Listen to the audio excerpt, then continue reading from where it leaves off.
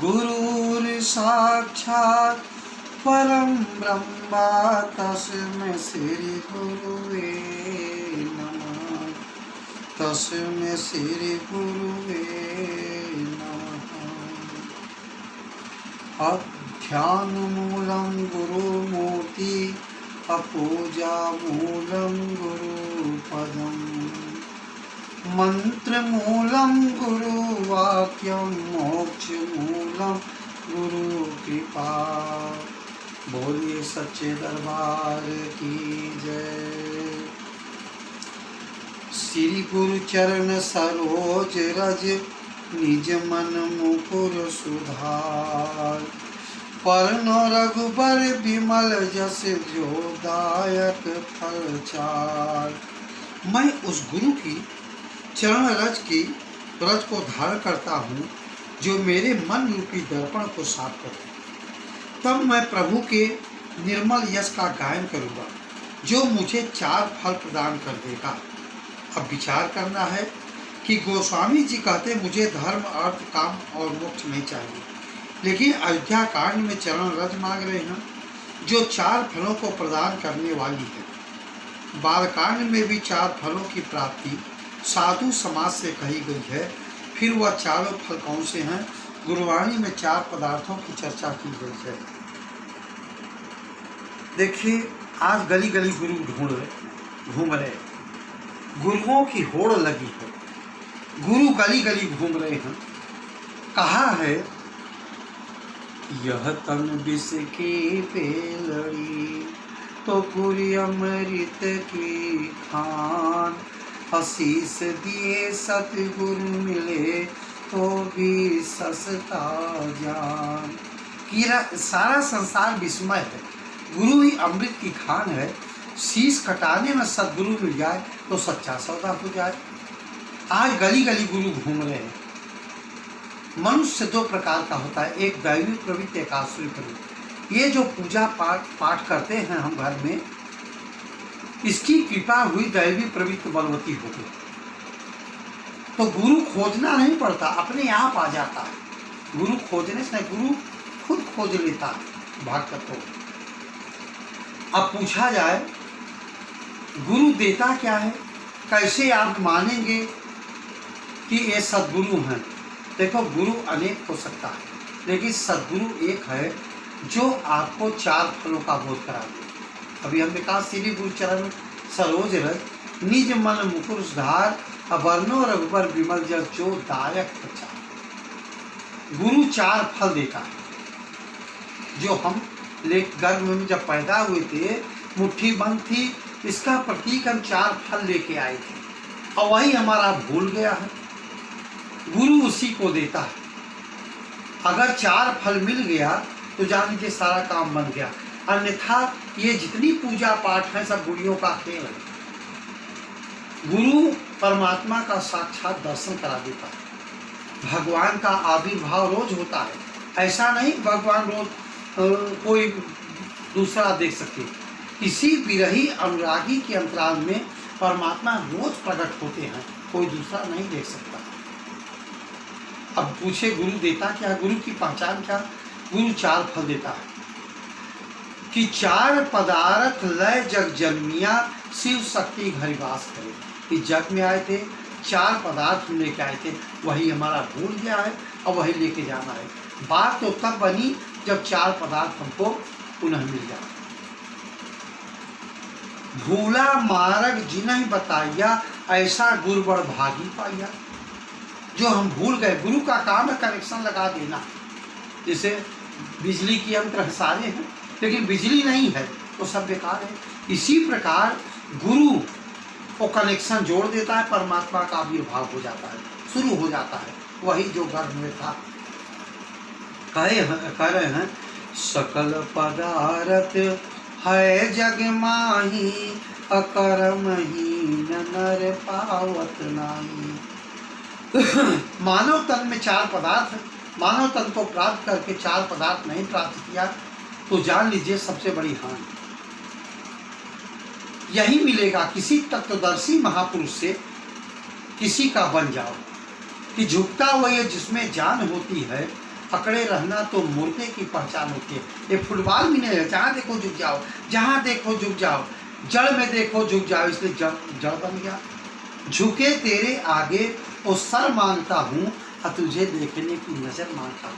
जो औनियत प्रदान कर दे काल भी हिला नहीं सकता। तब आप कहोगे कि हमें हिला सकता नहीं, अरे जमाने में दम कहाँ, जमाना हमसे जमाने से। आया है गुरुवाणी में, चार पदारथ जो कोई मांगे, साधु जना की सेवा लागे। पहले सनातन में 4 पदार्थ जब प्राप्त करता था शिष्य, 12 साल गुरु बड़ी अखंड तपस्या कराते थे, बड़ी परीक्षा लेते थे, तब भी मैं विज्ञान से बोध करा देते थे। आज हम 4 पदार्थों की चर्चा सारे धर्मशास्त्रों में पढ़ रहे हैं। आज समझ रहे हैं ये है क्या, इसी को लेके जाना है। कह रहे हैं कि आया है सतगुरु के बस 4 पदार्थ, 3 समाये एकिता। वो सतगुरु के बस में है। वो क्या चीज है? मीराबाई भक्ति बहुत करती थी। कृष्ण भगवान को मानव रूप में आना पड़ा। कहा मीराबाई जो मेरी भक्ति करती हूँ मैं आया, लेकिन ये हमारी शरीर माया की है। तब उसने कहा असली शरीर कब मिलेगी? तब स्वयं कृष्ण भगवान जो माया रूपी थे, उन्होंने कहा किसी तत्वदर्शी महापुरुष के पास जाओगी, गुरु के पास, सदगुरु के पास, तब हमारी असली शरीर को देखोगी। उस समय भी 360 लाख गुरु थे, मारे मारे फिर रहे थे। तब उसने पूछा भगवान 360 लाख गुरु हैं, किसके पास जाऊं? तब वो कृष्ण भगवान बताए कि इस समय पूर्ण संत रविदास जी चमार थे, वो मोची का काम कर रहे थे। मीराबाई जैसे कहीं पर्दा हटाया, संत रविदास जी जूता सिरे रहे थे। कहा मीराबाई आ गई? कहा तो आ तो गई। आपको कौन बताया? कहा जो आपको बताया हमको भी बता दिया। तब उन्होंने ज्ञान प्रदान किया। पायो जी मैं तो नाम रतन धन पायो, वस्तु अमोलक दी मेरे सद्गुरु कृपा करके अपनायो। वो कौन सा नाम दिया? मीराबाई के जीवन बदल गए। उसी नाम की आज आवश्यकता है। नाम तो आज इंसान मानव का ले रहा है, लेकिन इस नाम से मुक्ति नहीं मिलेगी, बल्कि 84 का चक्कर मिलेगा। हमारी गुरबाणी कह रही है, कोटि नाम संसार में ताते मुक्ति न हुई, आदि नाम जो गुप्त जपे जाने बिल्ला सोई। आदि सनातन जो हमारे महापुरुषों ने जपा है, आदि अगाधि अनादि कथा ध्रुव से प्रहलाद अजामिल तारे, नाम उचार तड़ी गणिका, सोई नाम विचार आधार हमारे। वही जस नाम मीराबाई को मिला। मीराबाई पश्चाताप किया कि अभी तक तो सारा जीवन, आधा जीवन बिता दिया। उसने कहा कि गलियां तो चारों बंद हुई, मैं हर से मिली कैसे जा। इसी प्रकार सारे लोगों की गली बंद है। जब सद्गुरु वो गली खोलता है, तब परमात्मा के राज्य में प्रवेश करेंगे, परमात्मा का दीदार होगा। अन्यथा जितना तुम देख रहे हो माया है। रामचरितमानस में आया है कि गोचर लग जह मन जाई, अतो जानो सब माया भाई। गो माने इंद्रिय, चर माने पहुंचना। इस इंद्रियों जितनी आप तुम देख रहे हो सब माया है। तो किसने इससे पूजा किया? कौन सा भजन किया? कौन सा नाम किया? माया का पूजा किया आपने। रामचरितमानस में भी आया है कि सुनि समुझई जन मुदित मन, मज्जई अति अनुराग, अलहई चार फल अछत तन, साधु समाज प्रयाग। जो संत महापुरुषों के प्रवचन को ध्यान पूर्वक हृदयंगम करता है, कवि जैसी वृत्ति वाले हंस बन जाते हैं।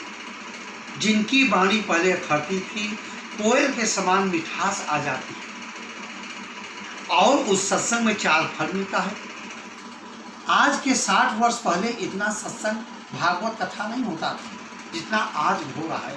पूछे पूछे गली गली में हो रहा है।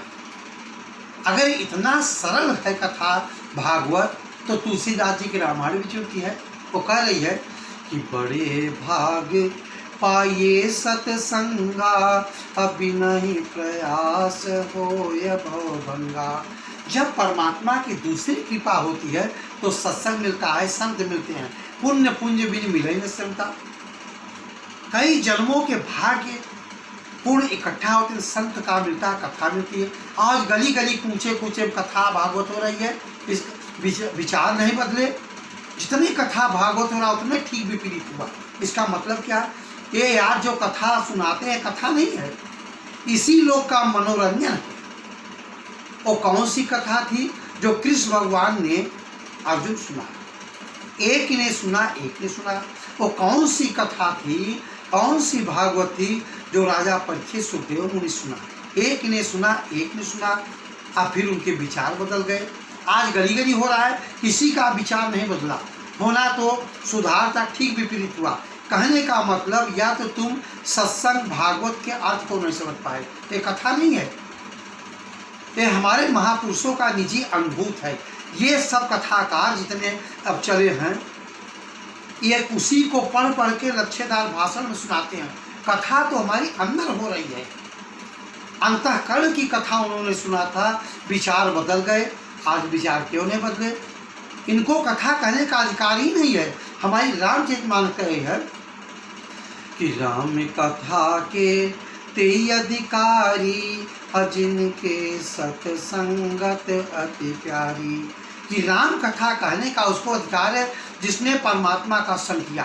क्या रूप है, क्या नाम है, देखा हो, आपको दिखाने में समर्थ हो। जिसने बम्बई देखा नहीं, क्या दिखाएगा? वही हाल होगा। बहेलिया आएगा, जाल बिछाएगा, दाना डालेगा, फंसना मत। अब फंस के चले जाओ। फिर बिन सत्संग न हरि कथा, हरि बिन मोहन भाग। मोह गए दृढ़ राम पद, होई न दृढ़ अनुराग। उस कथाकार का सत्य के साथ कोई संग नहीं हुआ। जब तक सत्य के साथ संग नहीं हुआ, कथा भगवान की हो ही नहीं सकती। ये जितनी कथा चल रही हैं सब इसी लोग का मनोरंजन है, इससे कोई लाभ नहीं होगा। समय को बर्बाद करना है।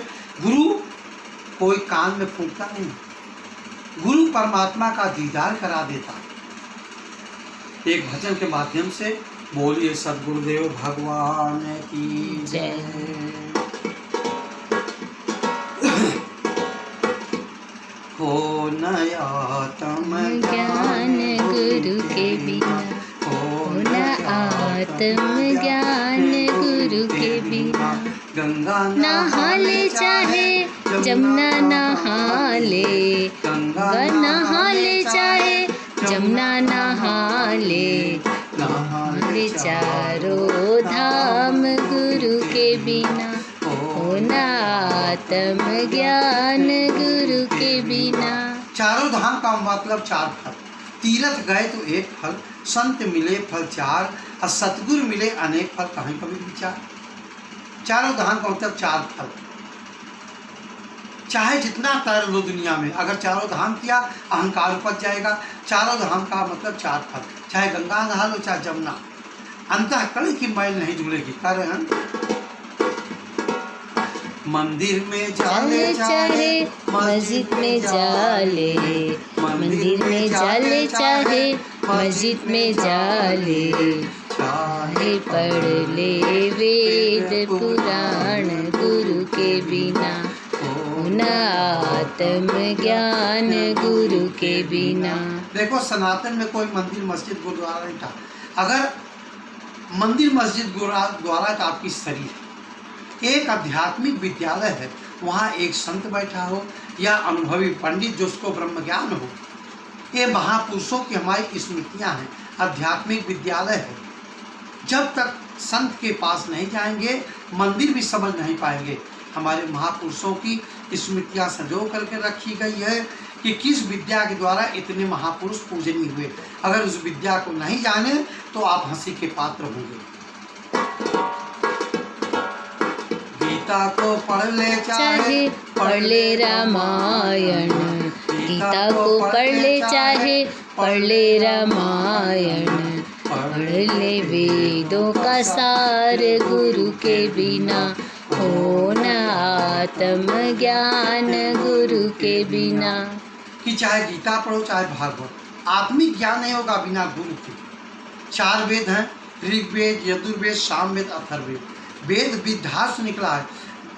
मतलब ये वेद क्या है? वेद की पुस्तक नहीं होती, साधना, ब्रह्म ज्ञान की साधना में आप आरूढ़ हो गए, जो ईश्वरीय अनुभव होता है उसी को वेद कहते हैं। ये पढ़ने ओढ़ने से नहीं आएगा।